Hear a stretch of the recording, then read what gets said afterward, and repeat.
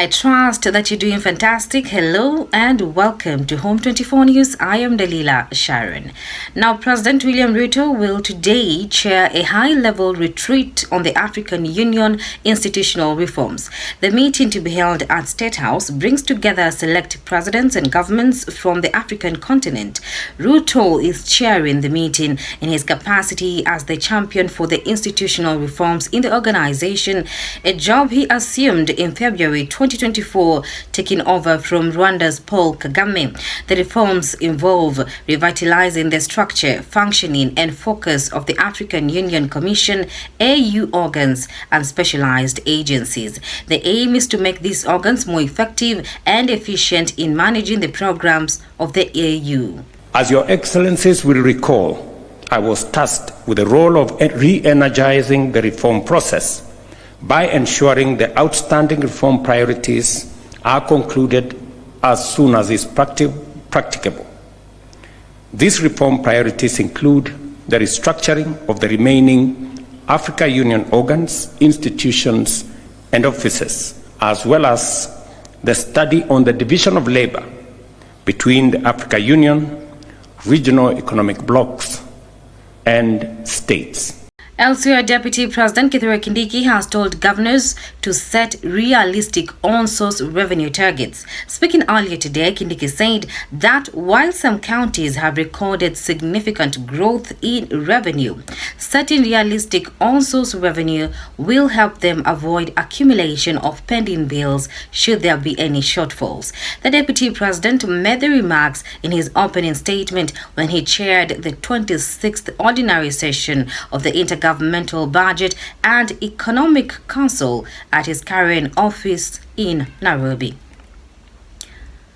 In other news, drama unfolded today during a live broadcast of a local TV show when two members of parliament of the United Democratic Alliance engaged in a heated debate over ideological differences. This is after Kiambu women rep Gathoni Wamuchomba, allied to the UDA, alleged that members of the UDA party often received phone calls from an unnamed senior figure providing instructions on how they should vote in parliament. Laikipia woman rep Jen Kagiri, allied to UDA, was however very quick to give a rejoinder to Wamuchomba, insisting that her counterpart was lying to Kenyans on the issue of the phone calls from a section of leaders.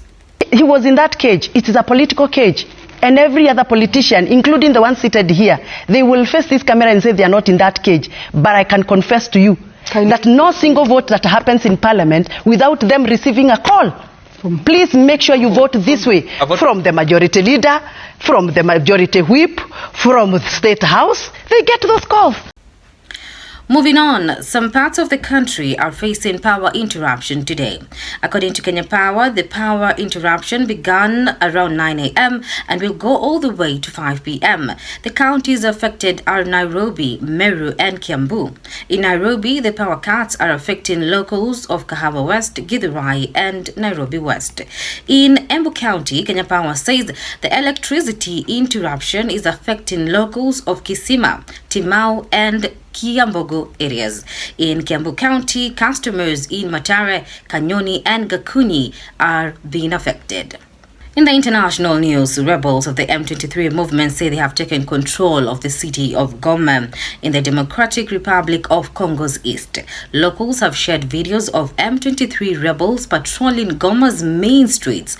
This follows hours of gunfire and explosions reported in the street of Goma on Sunday. The situation comes hours after DRC's foreign minister accused Rwanda of declaring war by sending its troops over to the border to support the M23 rebels. Rwanda, however, says that it supports militias who want regime change in Kigali. And that's the news. For more news, keep it home 24. I am Dalila Sharon.